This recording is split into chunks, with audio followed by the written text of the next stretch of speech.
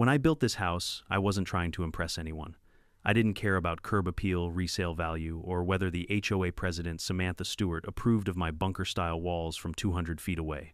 I built it because I've seen what wind does when it's angry, and I had no intention of letting retirement end in a pile of splinters. So, when Hurricane Helena came roaring in off the Gulf like the end of the world, Bay Ridge Shores was crushed in a single night, roofs peeled off power lines, down streets underwater. And my place, not a broken window, not a single loose shingle. That should have been the end of the story. Instead, it was the beginning of something uglier. By the third day, while my generator hummed and I was handing out bottled water to shell-shocked neighbors, Samantha taped a letter to my gate demanding over $10 million and hinting I'd caused the damage by refusing to join her precious HOA. Before I tell you how I tore that nonsense apart, drop your location and local time in the comments and hit subscribe so you don't miss what happens when an HOA Karen picks the wrong house to blame. 3 days after the storm, I walked out to check the mailbox, expecting maybe FEMA pamphlets or a power company notice. Instead, there it was, an envelope laminated against the damp stamped with the Bay Ridge Shores Homeowners Association seal. Inside, I found something so ridiculous it almost made me laugh. A formal invoice demanding $10, 347 0 inches community restoration costs. According to Samantha Stewart, my failure to cooperate with collective disaster protocols had led to disproportionate environmental impact. In plain English, my house survived, so apparently I was responsible for the ones that didn't. I read the thing 3 times trying to make sense of it until the absurdity sank in. They were blaming me for the hurricane.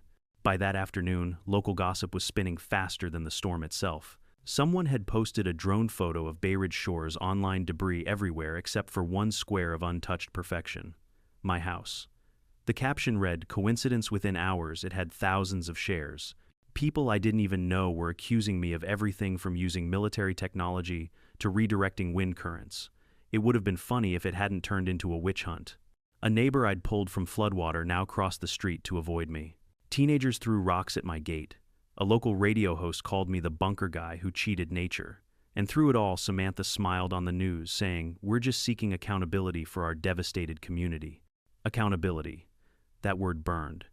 I scanned the HOA letter, sent it to my attorney, David Monroe, and waited. He called back 15 minutes later, laughing so hard he could barely breathe. "Frank, that's not a lawsuit," he said between chuckles. "That's a nervous breakdown on letterhead." Still, his tone shifted when he added, "But if they're serious about this, you'd better get ready. HOAs don't like being embarrassed, and right now you're their humiliation poster boy." That night, I walked through the property with a flashlight, checking for any signs of trespassers. The woods were quiet except for the distant hum of generators and the soft hiss of receding tide. My bunker stood unshaken, smug in its defiance. But inside, I felt the pressure tightening, not from the storm, but from the people trying to rewrite what had just happened. The next morning, I found something else taped to my gate, a copy of the Bay Ridge Shores Community Charter with a new amendment proposal: mandatory inclusion of adjacent non-participating properties into the HOA for collective safety. Compliance. Translation: they were trying to annex my land again. I brewed a pot of black coffee, sat on the porch, and reread the document. Every word felt like déjà vu. They'd tried this before. Fake zoning forms, falsified parcel lines, and even a petition signed entirely by HOA board members using identical handwriting. I'd beaten them once. They were just hoping time had made me softer. I called David again. "They're doing it, aren't they?" I said. "They're pulling the same trick." He sighed. "Worse. This time, they've got a sob story. Disaster brings sympathy, Frank. And people don't think straight when they're grieving their homes." He was right. The HOA had turned pain into propaganda. By the end of the week, the local news aired a segment titled, "Why Did One Home Stand When Others Fell?" They showed footage of me hauling debris and handing out water bottles, and somehow made it look suspicious. Experts question whether the design of Mr. Bailey's structure could have unintentionally redirected wind shear toward neighboring properties, the anchor said with manufactured concern. Officials are investigating possible zoning irregularities. That line hit me harder than the storm itself. Investigating possible zoning irregularities. Samantha's fingerprints were all over it. 2 days later, I received an official summons.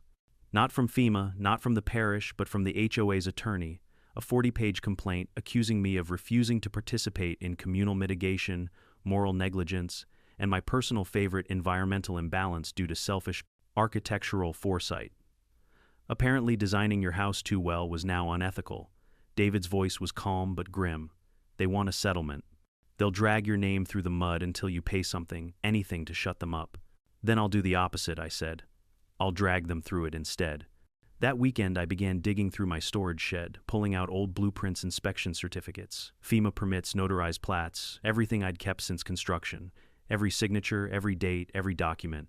My father used to say paperwork is the only weapon polite society allows. I intended to sharpen it. I spent hours cross-checking records, highlighting inconsistencies. My land had been legally exempt from HOA jurisdiction for over 15 years, protected by a recorded covenant. Yet somehow the HOA's post-disaster updated boundary map now showed my property as part of Block C, their domain. Someone had doctored the parish survey again.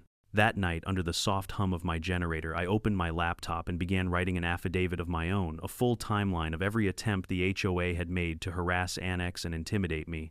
I attached scanned copies of letters, screenshots of social media posts, and public statements Samantha had given to the press. By midnight, my inbox pinged with a new email.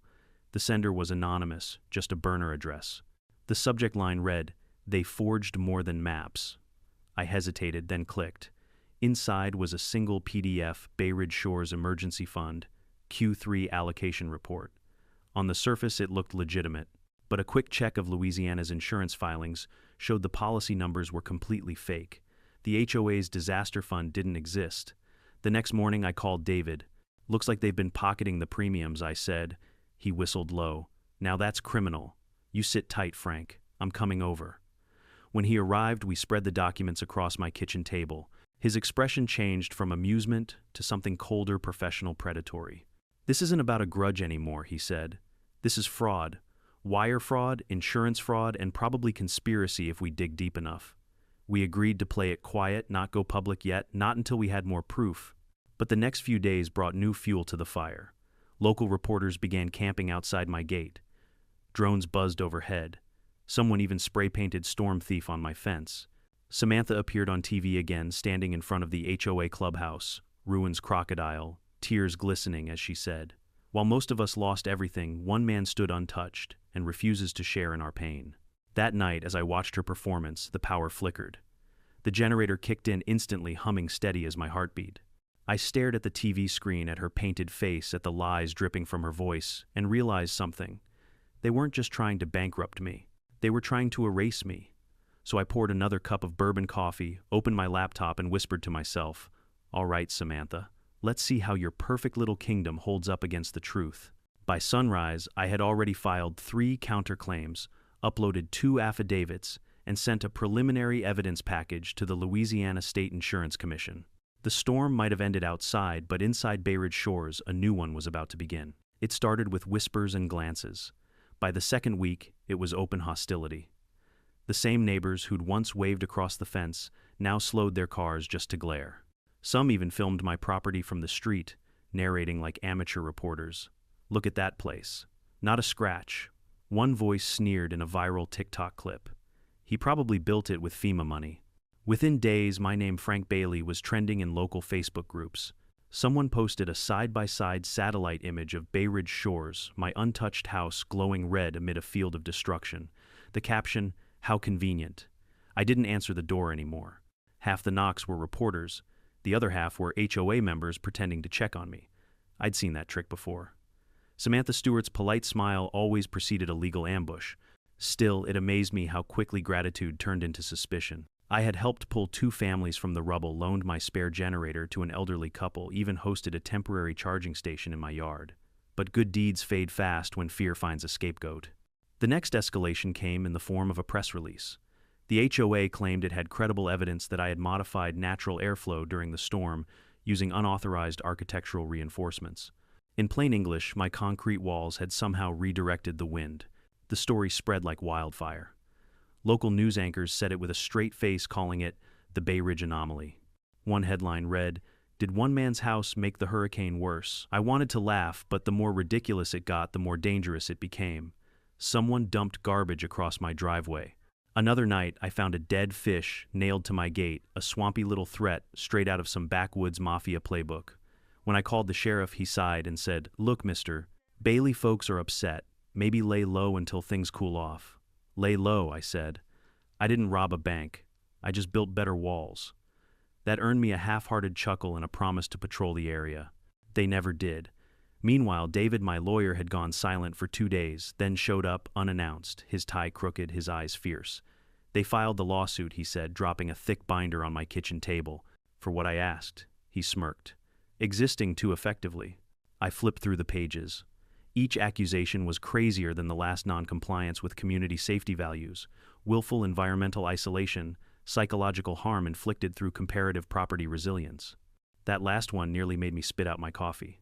They're saying your house traumatized them, David explained dryly. I rubbed my temples. You're kidding. I wish. Then he added, quieter. But this isn't about money, Frank. They're trying to control the narrative.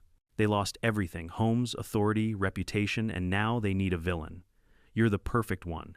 That was the moment I understood. Samantha Stewart didn't want restitution. She wanted revenge. The HOA's PR campaign was a masterpiece of manipulation. Samantha appeared on every news channel within driving distance. She cried during interviews, saying she'd lost her sense of community and that some people chose selfish isolation over collective safety. Her words were measured. Her eyes never blinked. She knew exactly what she was doing, painting herself as the grieving leader betrayed by the lone holdout. By week 3, I couldn't step into town without feeling eyes on me. The local hardware store owner who used to chat about solar panels now muttered, "Guess the storm missed you on purpose." I went home, turned on my security cameras, and poured bourbon straight into my coffee. They wanted me isolated. Fine, I'd play their game. But I wasn't playing defense anymore. That night, I opened a new document on my laptop, Bay Ridge Shores case file, Phase 1 retaliation. First, I gathered every HOA communication since the storm, emails, newsletters, Samantha's statements, even screenshots from their private Facebook group. Thankfully, someone had leaked access. I cataloged every time they mentioned me, every lie they printed. Second, I compiled construction records, proving my home's compliance with Louisiana's toughest hurricane standards. FEMA engineers had signed off twice. County inspectors had stamped every permit. I had proof, while Samantha had opinions printed on letterhead. Still, the court of public opinion was harsher than any judge. One evening, as I checked my perimeter cameras, I saw 2 teens spray painting Storm Devil on my fence. I stepped outside, flashlight in hand. They froze like raccoons in headlights. "You really think that'll hold up in court?" I asked. They bolted without answering. The next morning, I found my mailbox smashed flat. David wanted to push for a restraining order, but I told him no. "Let them dig their own grave," I said. "I'm just collecting evidence." What I didn't tell him was that I'd already started digging figuratively and literally. Behind my shed, buried under a tarp, were boxes of old files, property deeds, land surveys, even audio recordings from my first battle with the HOA back in 2018. Samantha had been vice president then. I remembered her exact words during a friendly meeting. "We'll get you annexed one way or another, Mr. Bailey. Nobody lives outside the HOA forever." I'd kept the recording out of spite. Now it was gold. By day, I stayed quiet. By night, I built a digital arsenal. I scanned documents, encrypted folders, and backed everything to a cold drive hidden under the floorboards. Then came the first real crack in their wall. An anonymous email appeared in my inbox. Subject: "She's lying to them too." Attached were internal HOA spreadsheets showing where the community's disaster fund money had gone. Each line item looked legitimate until you saw the recipient accounts. Offshore transfers, shell corporations, a Cayman Islands P.O. box linked to S. Stewart Holdings, LLC. I stared at the screen for a long time, then forwarded it to David with 2 words. "Game on." He called within minutes. "If this checks out, we're not just defending you, we're taking them down." The next few days blurred into a quiet storm of preparation. David built a timeline. I gathered visual evidence. We even hired a forensic accountant, a soft-spoken man named Howard Chen, who could track money through smoke and mirrors. Within 48 hours, Howard confirmed it. Samantha had funneled nearly $2.6 million in fake insurance premiums into her personal investments months before Hurricane Helena even formed. I felt a grim satisfaction rising in my chest. They'd accused me of cheating nature. Turns out they were the ones robbing their own neighbors. But truth alone wasn't enough. We needed timing. David grinned across the table. "They've already filed suit. That means discovery works both ways. Once we're in court, they can't hide this anymore. And if the judge throws it out," I asked. He shrugged. "Then we go public. Either way, Samantha's empire burns. That night, as the rain returned in gentle sheets, I stood by the window watching the floodlights cast long shadows across my lawn. My reflection in the glass looked older, harder. I hadn't wanted a war. But after what they'd done, after the lies, the slander, the threats, I realized something vital. The storm wasn't the enemy. The HOA was. When lightning flashed over Bay Ridge shores, I whispered to the darkness, "You picked the wrong survivor, Samantha." The first time I realized just how deep this rabbit hole went, it wasn't from a lawyer or a judge, it was from a scared man who didn't want to be seen. It was late afternoon, the sky still swollen from afterstorm humidity, when a dusty pickup rolled up to my gate. Out stepped a man in a faded windbreaker, clutching a folder like it was radioactive. He glanced around nervously before speaking. "You don't know me, Mr. Bailey," he said. "Name's Carl Benson. I used to do accounting for the Bay Ridge Shores HOA. I quit 3 months before the storm." He looked tired, like a man who'd been living with too many secrets and not enough sleep. "I think you should see this," he said, handing me the folder. Inside were photocopies of ledgers, wire receipts, and internal memos. HOA storm insurance payments listed as premium fees were being routed through a fake insurer, Sunland Mutual Assurance, registered to a P.O. box in Belize. Every payment ultimately funneled into a bank account belonging to Samantha Stewart. I didn't say anything at first. I just stared at the papers while Carl kept talking faster now, like he needed to get it all out before courage ran out. She told us it was just temporary, that the funds were being moved for investment yield. But after the hurricane hit, she told me to shred the backups. I didn't. I kept copies. He looked over his shoulder again, lowering his voice. "They're going to come after you harder, Mr. Bailey. You embarrassed her on TV. You're the only one she can't control." Then he added, almost whispering, "You weren't just a neighbor to her. You were the example she wanted to destroy." Before I could respond, Carl was gone, driving off down the dirt road like a man escaping his own conscience. I called David immediately. "You'd better come over," I said. "We've got fuel for the fire." By the time he arrived, I had everything laid out across my kitchen table like a crime board: receipts, charts, post-it notes, connecting names, dates, and shell companies. David's eyes gleamed behind his glasses. "Well," he said slowly, "looks like our HOA president's been busy laundering her neighbor's hope." He flipped through a few pages, smirking. "You realize this is enough to blow their case to pieces?" I nodded. "Good. Let's hand her the shovel." But David wasn't smiling anymore. "Frank, this is bigger than a counterclaim. This is criminal. Fraud, racketeering, probably conspiracy to falsify insurance documentation. We need to be careful. People like her, when cornered, they bite." He was right. The next day, a black SUV idled outside my property for hours. No plates, no driver visible, just sitting there. When I walked toward it, it rolled away, slow tires whispering against gravel. That evening, I checked my security feed and noticed 2 cameras offline cut cables. Someone had been inside the fence. They wanted to rattle me. Instead, they reminded me why I built this house in the first place, for storms, natural or man-made. I spent the next night awake in my shed lights off a thermos of coffee and my shotgun beside me. Somewhere around 2 a.m. I heard the crunch of gravel near the gate. Footsteps. Then silence. When I flicked on the floodlight, the yard lit up like a stage. No one there, just a single envelope hanging from the mailbox. Inside was a USB drive. No note, no label. For a long time, I just stared at it, wondering if this was bait. Finally, I booted up my old offline laptop and plugged it in. There were dozens of files, PDFs, meeting transcripts, emails, one folder labeled Phase 3 Consolidation Plan. Reading through it, my jaw clenched tighter with every page. It wasn't just about me. The entire document detailed a systematic plan to force out non-compliant homeowners by using zoning pressure, moral leverage, and financial exhaustion. The goal: absorb adjacent land to expand HOA-controlled property, effectively turning Bay Ridge Shores into a privatized real estate empire. And at the very top of the org chart, Samantha Stewart, project director. I leaned back in my chair and exhaled slowly. It wasn't paranoia anymore. It was proof. I called David first thing that morning. "Get your coffee ready," I said. "We've got a storm file of our own." By noon, we'd assembled an evidence package thicker than a phone book. David, ever the tactician, divided it into 3 folders. Folder A, fraud and insurance violations. Folder B, annexation and zoning manipulation. Folder C, personal harassment and defamation. He grinned when we finished labeling them. "We're not just defending you anymore, Frank. We're prosecuting them."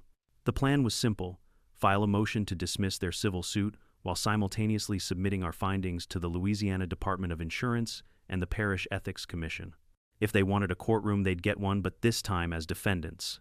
That evening, as we went through the chain of evidence, a second knock came at the door. Not law enforcement this time, not reporters. Just another weary face from the neighborhood. He was in his 50 seconds gray stubble HOA polo shirt, half torn. "My name's Tom Weaver," he said quietly. "I was the HOA treasurer until last week." David and I exchanged a glance. Tom stepped inside and set a flash drive on the table. "I can't keep doing this," he said. "You're not the only one they tried to ruin." After the hurricane, Samantha told us to redirect the remaining emergency funds to a reconstruction committee. It was a shell company. Her shell company. He looked around my bunker-style living room, eyes scanning the reinforced windows, the steel door frames. "You built this place to survive nature. She built hers to survive accountability." He told us everything, the fake invoices, the kickbacks, even the pressure to frame me as the scapegoat. She said if we could prove your house was the problem, FEMA would help pay for repairs. It was never about truth. It was about money. David sat back stunned. "You're willing to testify?" Tom nodded. "Yeah. Just make sure people know I tried to fix it." When he left, I walked him to the gate. He hesitated before turning to me. "She's not going down quietly," he said. "You've got no idea who she's connected to." I smiled faintly. "Maybe she doesn't either." For the next week, David worked the phones like a war general.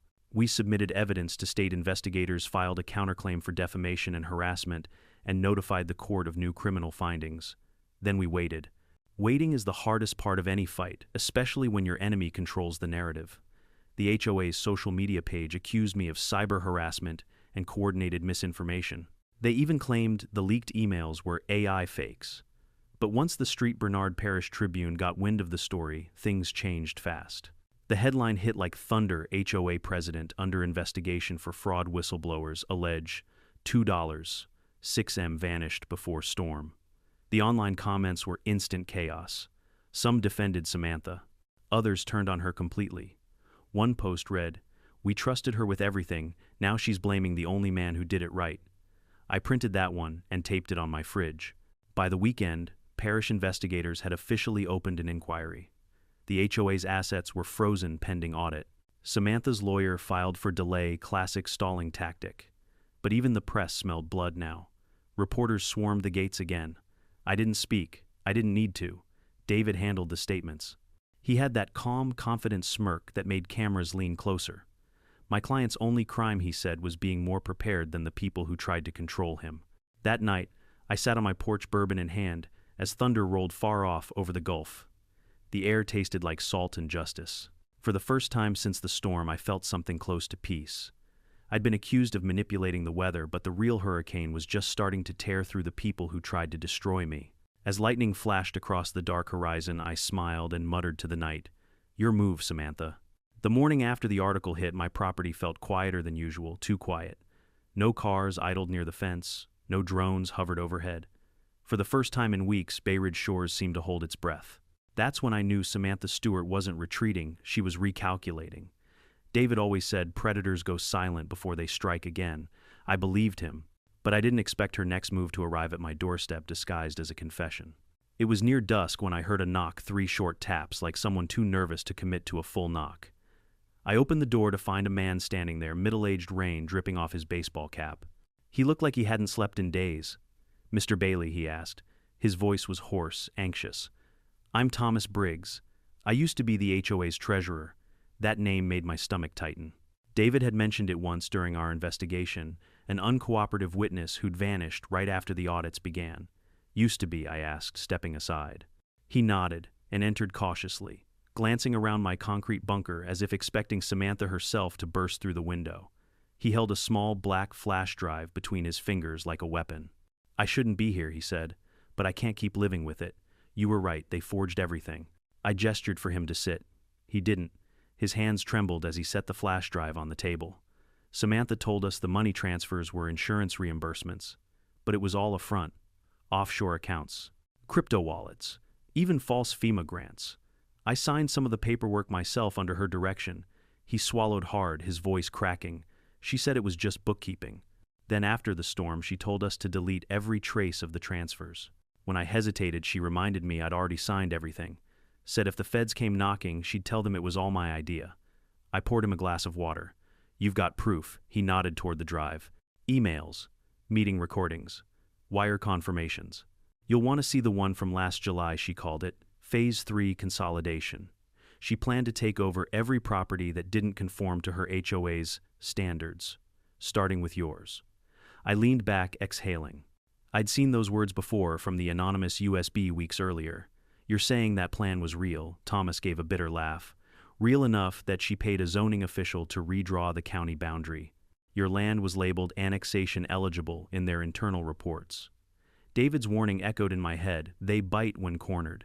She's not just a fraud, Frank Thomas said quietly. She's dangerous. He stood up, wiped his hands on his jeans. I can't stay here long. I've already been followed twice this week, but I needed someone to know before I disappear. I asked him one last question as he reached for the door. Why tell me now? He hesitated.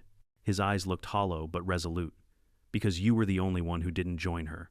You proved we could say no, and that scared her more than any storm. Then he was gone, driving off into the humid night, leaving the faint scent of rain and guilt behind him.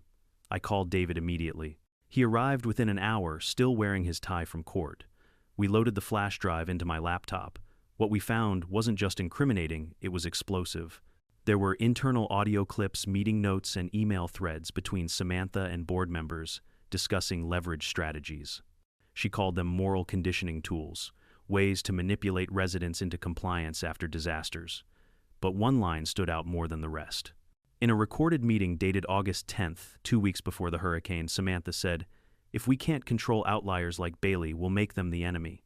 Public shame is cheaper than litigation." David froze, eyes widening. She admitted intent. That's malicious prosecution. This recording could nuke their entire legal defense. Then we found another folder labeled H Project Emergency Plan. Inside drafts of the very lawsuit they eventually filed against me, complete with Samantha's handwritten notes in the margins. Blame structure, deflection of impact, collective damages, narrative, avoid insurance questions, focus on morality. If he resists, use media pressure. She hadn't just reacted after the hurricane. She'd planned my destruction months in advance. I stared at the screen, fists clenched. She built her empire on lies, and when the wind blew it down, she tried to make me the scapegoat. David grinned like a man smelling blood. Then let's give her the storm she asked for. The next morning, we filed a motion to expand our counterclaim. It wasn't just about defamation anymore. It was racketeering, fraudulent misrepresentation, malicious prosecution, and conspiracy to defraud homeowners. The judge approved a discovery hearing within the week. But Samantha wasn't the kind of person to wait quietly for judgment. That same evening, a news leak surfaced. A local paper published excerpts from a supposedly confidential HOA report, accusing me of possible tampering with municipal power lines. They were accusing me of sabotaging the neighborhood's electricity during the storm. David nearly broke his pen when he read it. They're doubling down. She's using the same smear tactic, just new lies. I leaned forward, my voice calm but steady. Good. The louder she gets, the more desperate she looks. What she didn't know was that the investigation had already shifted. Parish officials were subpoenaing HOA bank records, and according to David's contact inside the state insurance office, Samantha's name was now officially under review for federal fraud. For a few nights, I could almost feel her unraveling like distant thunder building behind calm skies. A few days later, another letter arrived. But this one wasn't from Samantha, it was from Thomas Briggs. Inside was a single line, handwritten in ink. "They know I talked to you. I'm leaving the state. Use the evidence. Don't let her bury it." There was no return address. I read it twice, then folded it neatly and placed it inside the same file labeled Phase 3. That night, I sat outside under the faint hum of my generator. The crickets were louder than usual, the air thick with the smell of pine and distant saltwater. I thought about Thomas, how guilt had driven him to betray his own boss, how courage sometimes came too late. Then my security monitor beeped. A vehicle had pulled up near the property line. It wasn't the sheriff. It wasn't a neighbor. It was a black sedan with tinted windows, headlights off. I didn't move. Just watched through the infrared camera as a figure stepped out, stood still for nearly a minute, then got back in and drove away. No note this time. No envelope. Just a message, "We're still watching." The next morning, I walked the property and found something wedged under the fence, an old HOA brochure. On it, someone had written in red marker, "You should have joined when you had the chance." I tore it in half and burned it right there in the fire pit. When I called David, he didn't even sound surprised. She's scared, he said. When people like Samantha lose control, they lash out. But the law's closing in. He was right. Later that week, the parish DA officially opened a criminal case. Investigators raided the HOA's temporary office, seizing hard drives and financial records. Word spread fast. Samantha had gone into hiding. But before she vanished, she sent one last email to every homeowner. Don't be fooled by Bailey's lies. He's the reason we've lost everything. The reply chain underneath told the real story, angry, betrayed neighbors finally turning on her. You stole from us. You lied. You let us drown. It was over. She just didn't know it yet. That night I poured 2 glasses of bourbon in my shed, one for me, one for the ghost of Thomas Briggs. I looked at the laminated injunction order still hanging on the wall from years back, the one that said the HOA had no legal authority over my land. And beneath it, I pinned the newest letter, the subpoena notice for Samantha Stewart's financial records. The sound of justice in paper form. I raised my glass to the empty room and whispered, "You started this storm, Samantha. Now you get to drown in it." Outside, thunder rolled again. But this time it didn't scare me. I'd already survived worse. Courtrooms smell like bleach, fear, and paperwork. The kind of place where people try to look righteous while secretly praying their lies sound rehearsed enough. I'd been in my share of hearings over the years, pilot disputes, zoning nonsense, but never anything like this. This wasn't a trial anymore. It was an execution, and the HOA had built the gallows for themselves. David and I walked in through the side door. He looked like a man going into battle, sharp suit, calm eyes, and the faint grin of someone holding a royal flush. I wore what I always did, clean jeans, a button-up, and the quiet confidence of someone who had nothing left to lose.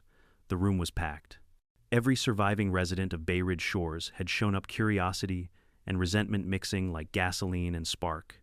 3 HOA attorneys sat at the plaintiff's table in identical navy suits, whispering like synchronized snakes. And behind them, Samantha Stewart finally unmasked in person.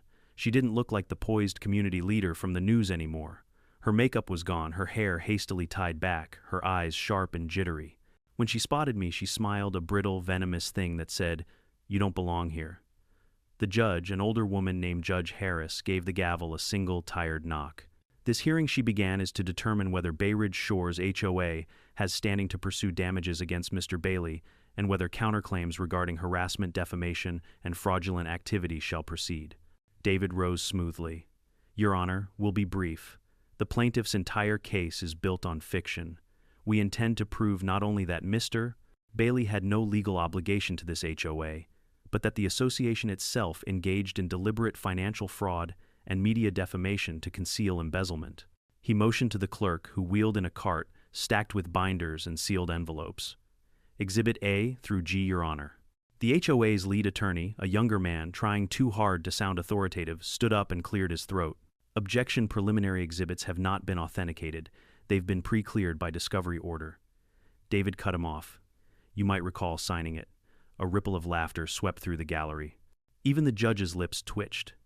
David took a breath and started the story from the beginning. Calm, deliberate, devastating. He walked the court through the timeline. The hurricane, the absurd $10 million invoice, the forged boundary maps, and the online smear campaign, accusing me of deflecting a Category 5 storm with structural selfishness. Then came the turning point. He opened a folder and held up a printed email. Exhibit D, internal correspondence between Samantha Stewart and former HOA treasurer Thomas Briggs, dated August 10th, 2 weeks before the storm. The subject line reads, Containment Strategy for Outlier Properties. He read aloud, If Bailey's home survives, we frame it as non-participation negligence. Public pressure will force compliance. Morality over legality always wins in optics. Gasps filled the courtroom. Samantha's lawyers whispered frantically. Judge Harris leaned forward, eyes narrowing. Is this email authenticated, verified through metadata, and corroborated by Mr. Briggs's deposition? David replied. The same deposition where he confessed to signing falsified insurance certificates under Miss Stewart's direction. He let that hang in the air before sliding another folder onto the table. Exhibit E, bank records showing $2.6 million in HOA insurance funds diverted to an offshore account, S. Stewart Holdings, LLC.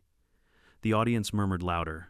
One of the HOA members in the back actually stood up and shouted, You stole from us, before being silenced by the bailiff. Samantha's lawyers scrambled to respond. The lead one rose, sweating through his collar. Your Honor, we dispute the relevance of these claims. Judge Harris cut him off. Counselor, your client's financial integrity is the foundation of this case. If these documents are genuine, they are absolutely relevant. Continue, Mr. Monroe. David's grin widened slightly. He picked up one last piece of evidence, a small USB drive. And finally, Your Honor, we have an audio recording obtained via anonymous whistleblower. It contains Miss Stewart's own voice discussing strategy for post-storm litigation. Samantha's lawyer shouted, "Objection! Illegally obtained Louisiana is a one-party consent state," David said flatly, "and the chain of custody has been verified." The judge nodded. "Play it." The courtroom went silent except for the hum of the speakers. Then her voice filled the air, clear, proud, unmistakable. "I don't care if the whole bay floods. If my house sells first, the rest can rot. And as for Bailey, let the wind do the heavy lifting. When it's done, we'll bury him in paperwork, and the press will eat him alive." The silence that followed was nuclear. A few people audibly gasped. Someone cursed under their breath. Samantha went pale. Her attorneys looked like they wanted to evaporate. David waited a beat before turning to the judge. "Your Honor, this is not the voice of a community servant. This is the voice of someone orchestrating fraud and harassment for profit." Judge Harris leaned back, staring directly at Samantha. "Miss Stewart, do you deny the authenticity of this recording?" Her lips moved, but no sound came out.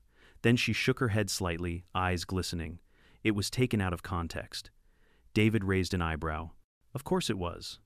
The judge sighed, scribbled something on her pad, and finally spoke. "The court finds that Bay Ridge Shores HOA has no standing to pursue damages against Mr. Bailey, having violated prior injunctions, fabricated claims, and engaged in harassment. Furthermore, the defendant's counterclaims for defamation, emotional distress, and fraud will proceed to trial." A murmur spread like wildfire through the gallery. The gavel hit once sharp and final. Court adjourned. Outside reporters swarmed us like gnats.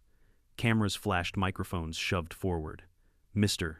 Bailey, how does it feel to win the preliminary hearing? Do you believe the HOA will face criminal charges? Is it true you built your house to survive nuclear fallout?" David handled them with a lawyer's finesse. "No comment on pending litigation," he repeated like a mantra. I didn't say a word. I just kept walking, letting the flashbulbs strobe against my calm expression. But when we reached the courthouse steps, I couldn't resist turning back. Samantha was emerging behind her attorneys, flanked by parish deputies. Her face was white with fury, a storm contained only by handcuffs of humiliation. I met her eyes across the crowd. For a moment, everything went quiet. No reporters, no noise, just two people who'd survived the same hurricane, but lived through entirely different kinds of destruction. She mouthed something. I couldn't hear it, but I read the words easily. "This isn't over." I smiled, small and deliberate. "It is for you." Later that evening, David and I sat in my kitchen, the table cluttered with takeout containers and victory paperwork. He poured 2 glasses of bourbon, slid one toward me. "You realize this isn't just a win," he said. "This is precedent. Every HOA lawyer in Louisiana is about to have nightmares about you." "Good," I said, clinking my glass to his. "Maybe they'll finally build something useful like ethics." He laughed, the sound echoing off the concrete walls. For the first time in months, I let myself relax. The storm outside had long passed, but this was the calm that mattered. Before leaving, David looked back at the framed injunction on my wall, the same one from years ago that had started it all.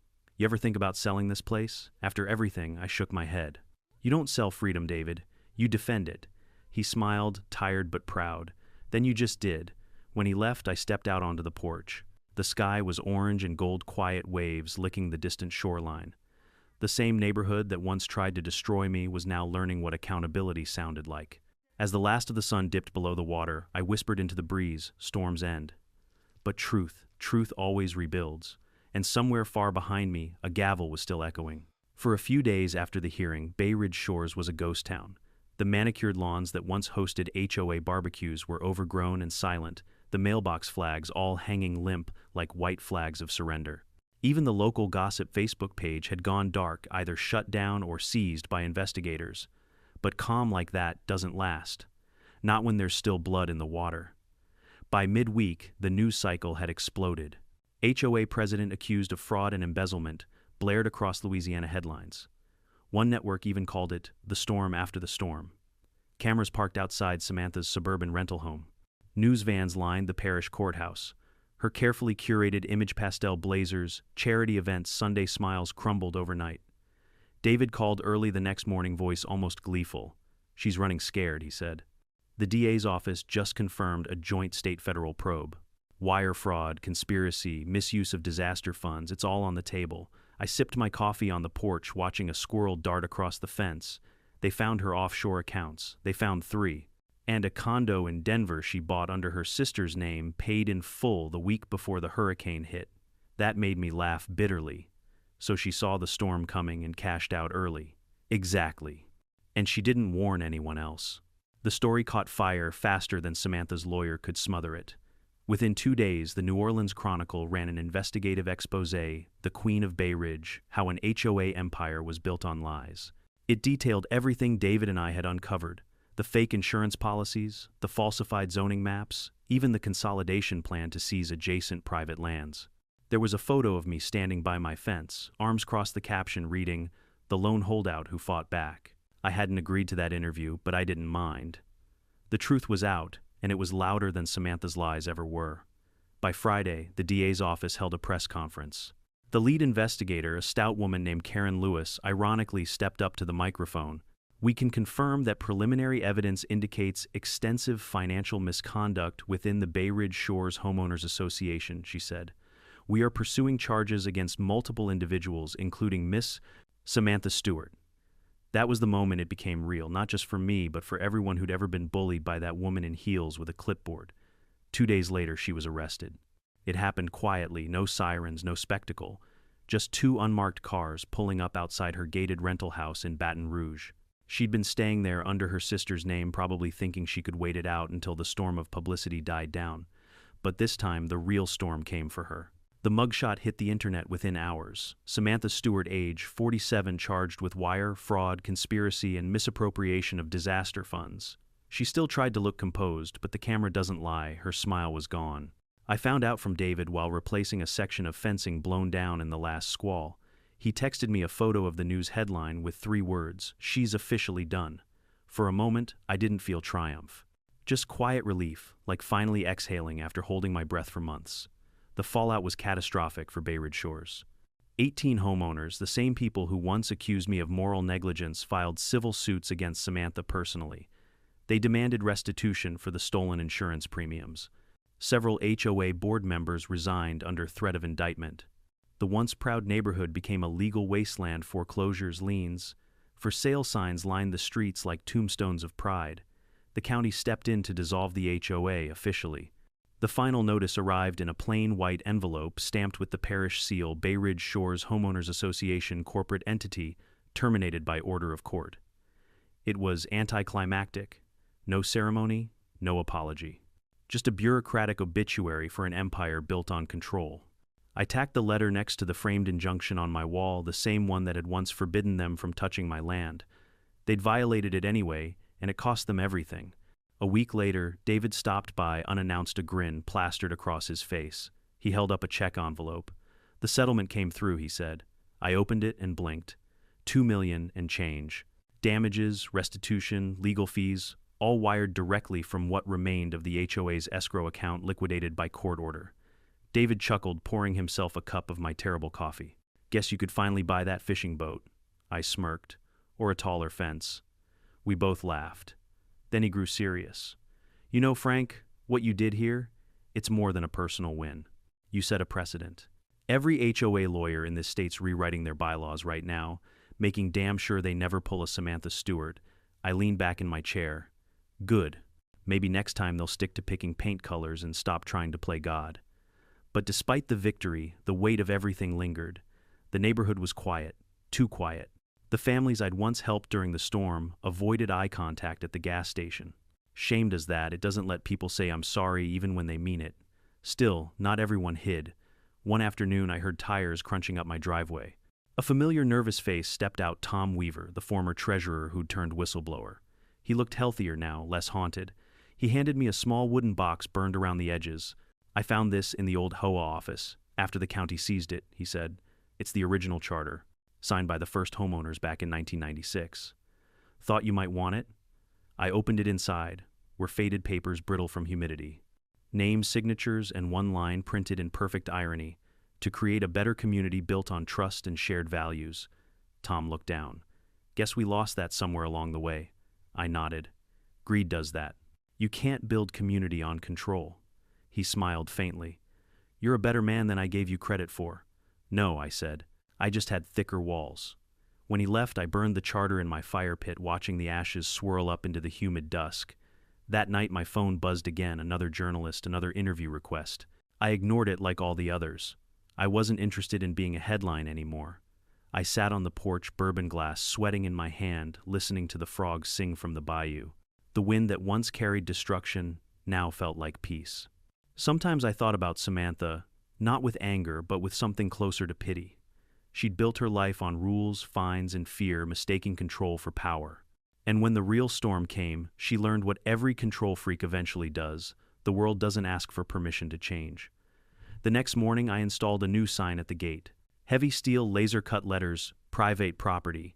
Not a member of any HOA trespassers will be photographed, reported, and publicly mocked. The last part was a joke, mostly. A few neighbors drove by that day. One or two honked their horns, maybe out of apology. I waved back. The world had turned right side up again, and for the first time in a long while I felt like I could breathe. When David called that evening to toast the end of an era, I told him the truth. It's not the end, I said. It's just a warning. Some people build for beauty, others build for survival, but me, I built for storms. He laughed, and you outlasted every one of them. As I hung up, the sky glowed with the orange of another Louisiana sunset. The wind whispered through the cypress trees, gentle but firm, as if nature herself was nodding in approval. I raised my glass toward the fading light. Here's to the next storm, I said softly, and to being ready when it comes. And somewhere out there, far beyond the ruined subdivision, the echo of justice rolled like distant thunder. When the official letter arrived, it didn't come in a gold seal or with any ceremony. It was plain white paper folded twice, stamped with the parish insignia. The heading read simply, Notice of Dissolution, Bay Ridge Shores Homeowners Association Incorporated. After years of legal warfare headlines and hostility, that single line ended everything. No press conferences, no apologies, just bureaucratic death by ink. I sat at the kitchen table reading it twice. Then I laughed. It wasn't a triumphant laugh. It was the sound of disbelief. How something so monstrous could die so quietly. When I walked outside, the neighborhood was unrecognizable. The once perfectly planned community was now a patchwork of decay and humility.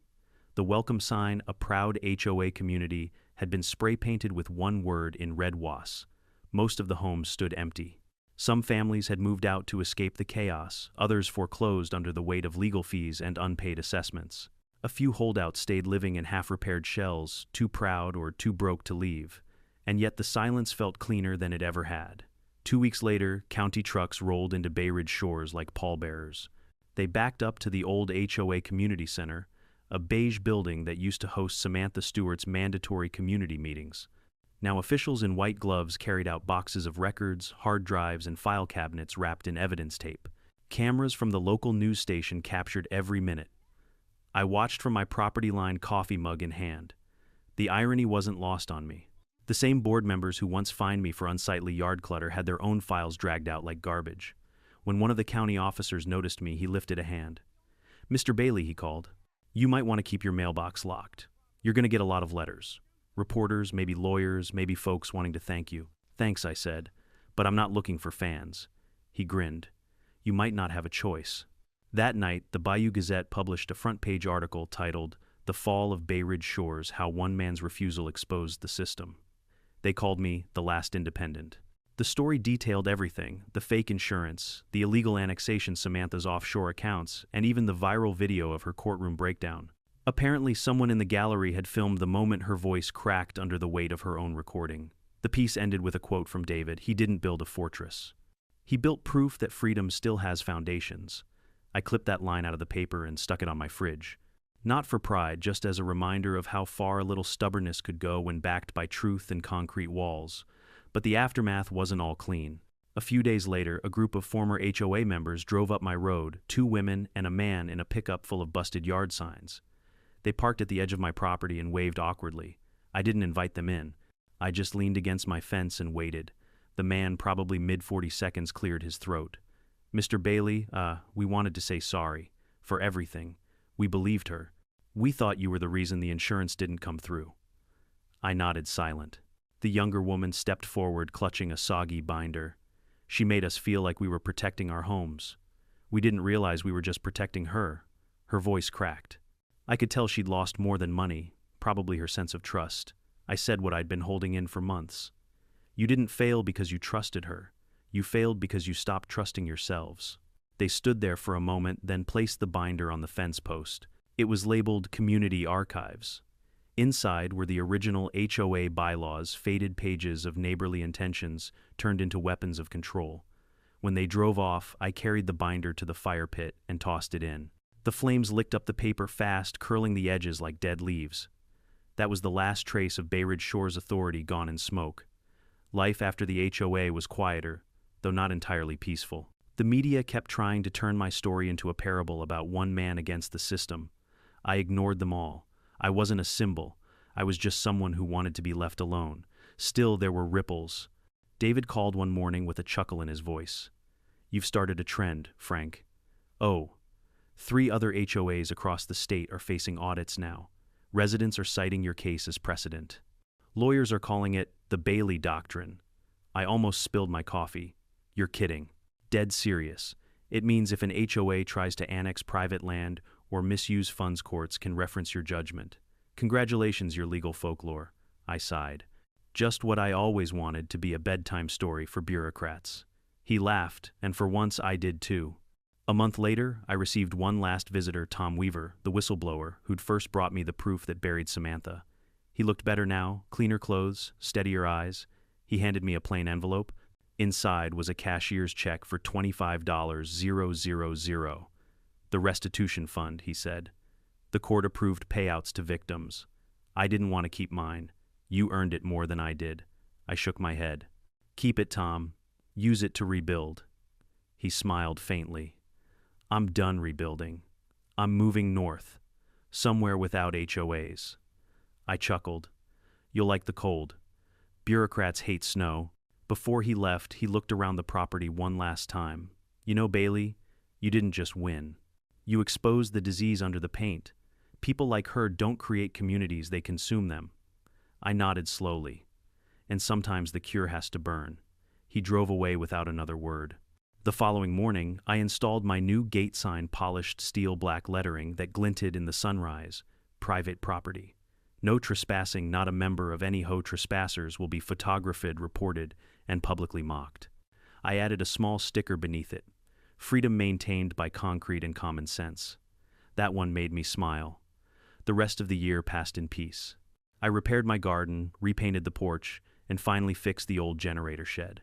Sometimes on still evenings, I'd walk down to the bayou where the water shimmered like glass. The storms still came, but they didn't scare me anymore.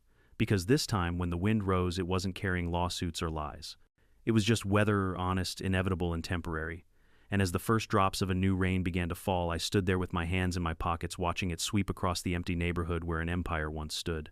No more meetings, no more fines, no more community compliance. Just nature, gravity, and the kind of silence you can only earn after surviving both hurricanes and human arrogance. That night, I wrote a single line in my journal before turning in "Freedom isn't given, it's reinforced." I closed the book, turned off the lights, and listened as the rain tapped against my steel shutters, a lullaby for a man who had finally truly outlasted the storm.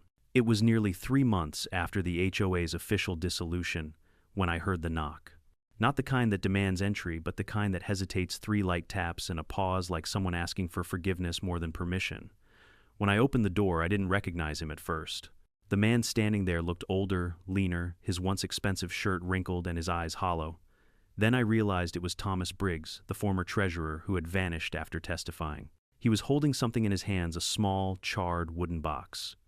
"Frank," he said quietly, voice coarse from disuse. "I wasn't sure if I should come back. But this," he lifted the box slightly, "belongs to you now." I stepped aside without a word. He entered slowly, as if afraid my house might judge him too. He set the box on the kitchen table, the same one where David and I had once spread out every scrap of evidence that buried Samantha Stewart and her empire. "What's in it?" I asked. "The original HOA charter," he said. "Found it when they cleared out the old office. It's what started everything, before the greed, before the lies." He slid the lid open. Inside, the paper was scorched and curled, water-stained from the hurricane and the chaos that followed. Across the top, printed in fading ink, was the line, to build a community where neighbors protect one another. The irony cut deep. Thomas gave a small, broken laugh. You know, back then, I actually believed that line. We all did. We thought we were building something better. But somewhere along the way, protecting turned into controlling.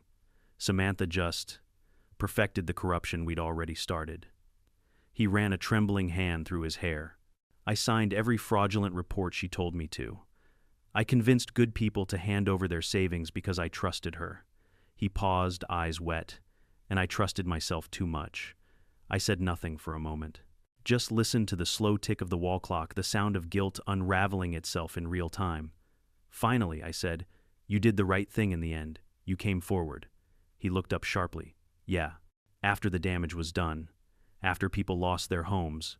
His voice cracked, and the guilt poured out like floodwater. She told me we were helping them, said the storm fund would rebuild the neighborhood faster than FEMA. But every month I watched her transfer money out of the account, and I didn't stop her.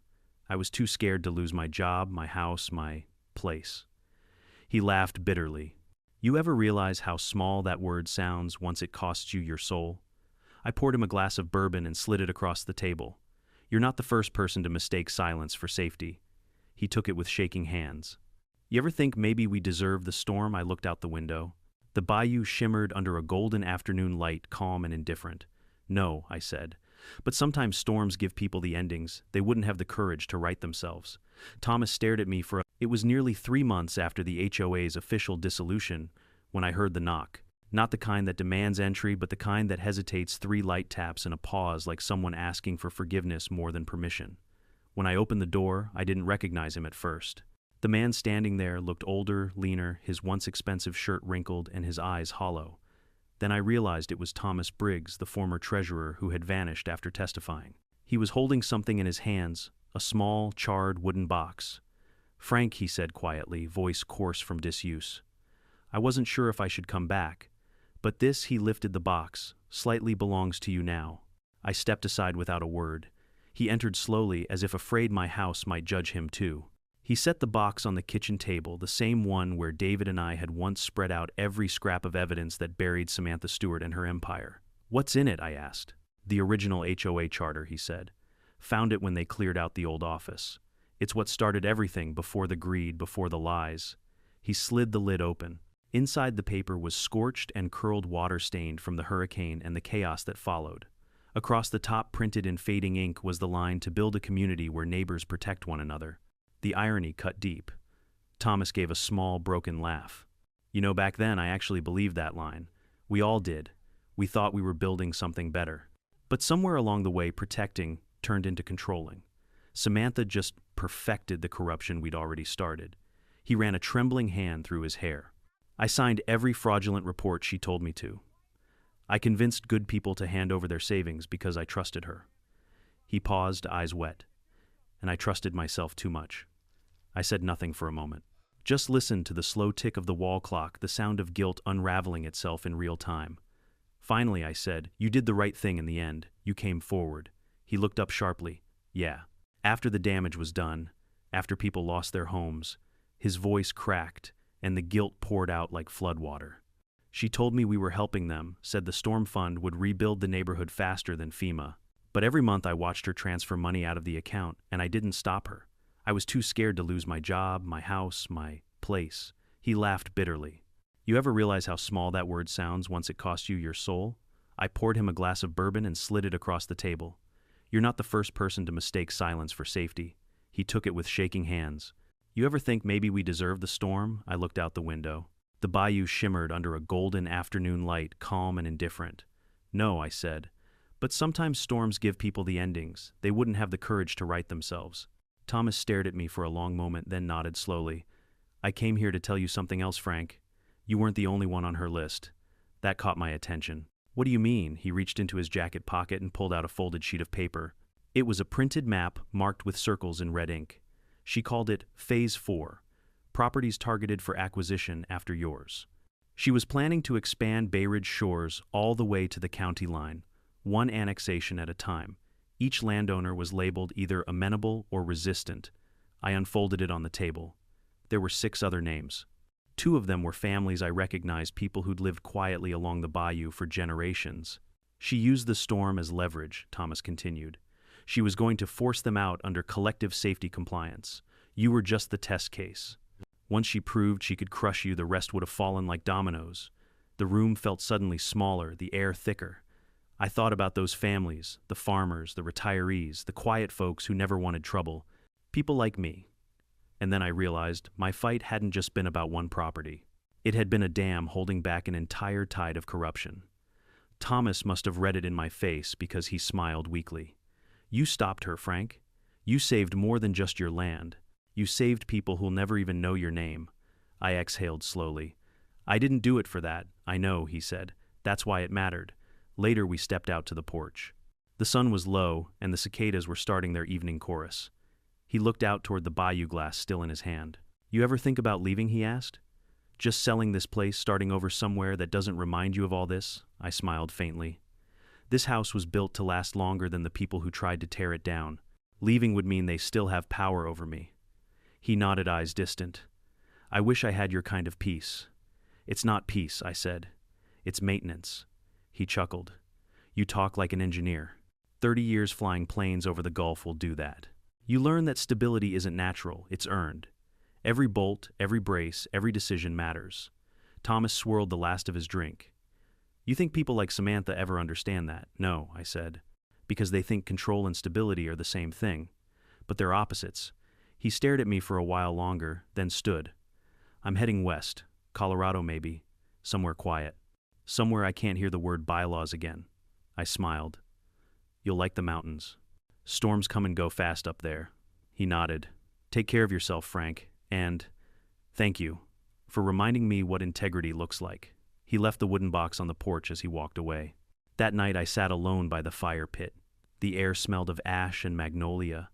I took the box in my hands, studied the faded signatures, the hopeful scrawls of people who once believed in something pure. Then I set it in the fire. The paper curled in blackened smoke, rising like a ghost, freed from the weight of its own pretense. I watched until the last ember went dark. For a moment, I felt something I hadn't in a long time, not anger, not triumph, but release. When the fire died, I went inside and poured another drink. The clock ticked softly, and through the thick walls, I could hear the faint murmur of rain beginning to fall again outside. I looked up at the framed injunction on my wall, my old symbol of defiance, and realized it meant something different now. It wasn't just a reminder of what I'd fought against. It was a monument to what survived when arrogance met consequence. I raised my glass to the quiet, to the storm, I said softly, and to everyone it washed clean. The thunder answered from far away like applause carried by the wind.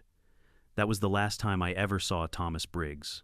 But sometimes when the rain comes heavy at night and the bayou swells, I think about that burned charter and the men and women who once thought control could build community. They forgot the one rule nature never does: everything built on fear eventually collapses. And me, I just learned to build stronger foundations. The months that followed were quiet, too quiet almost.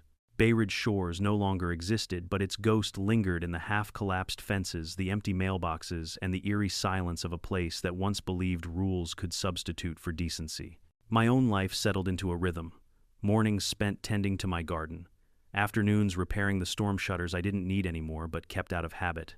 Evenings on the porch with a glass of bourbon and the cicadas singing their slow Louisiana hymns. Then one late afternoon, a stranger came walking up the gravel road. She was young, maybe early 30s, tan blazer, notebook, and hand, eyes sharp with that mix of curiosity and ambition that only journalists have. Mr. Bailey, she said politely, I know you've turned down every interview request, but I'm not here for a headline. I just want the truth.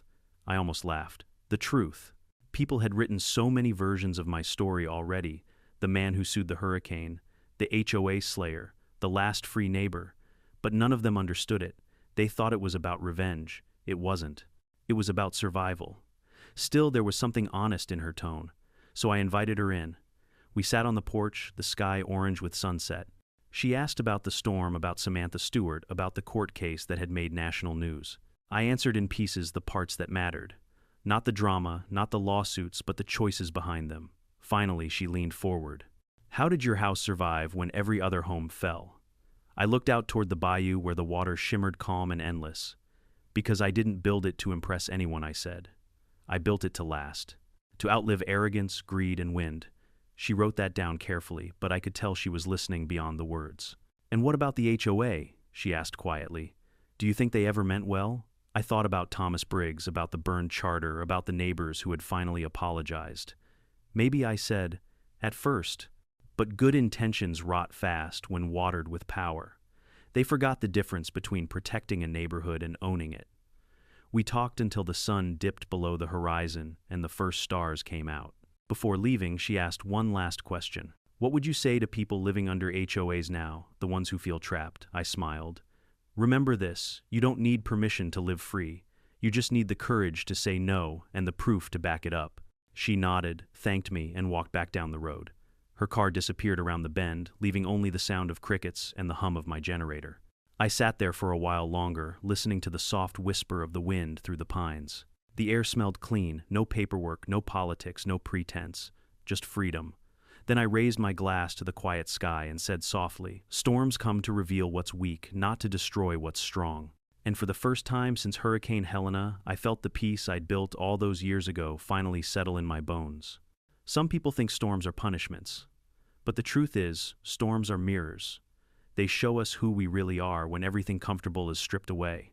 The HOA built its world on control, fear, and image.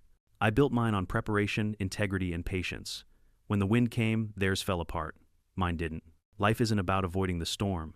It's about building so well that the storm passes and you're still standing. Whether it's an HOA, a corrupt system, or just people who mistake power for leadership, never trade your independence for approval.